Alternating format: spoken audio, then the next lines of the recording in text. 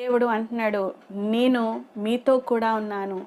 సదాకాలం మీతో కూడా నేను ఉన్నాను కనుక మీరు భయపడొద్దని దేవుడు మాటిస్తున్నాడు.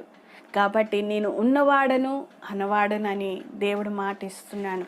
అబ్రహాము దేవుడు, ఇస్సాకు దేవుడు, యాకోబు దేవుడు మనతో ఉన్నాడని మనము నమ్మాలి. అప్పుడు మనము భయపడము. దేవుడు మనతో ఉంటే అపవాదం మనల్ని ఏం చేస్తుందండి?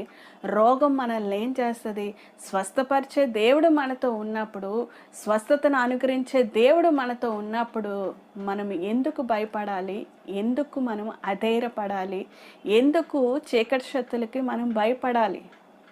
ఒకసారి ఆలోచించండి. చీకటి శక్తులు దేవుణ్ణి ఏమీ చేయలేదు.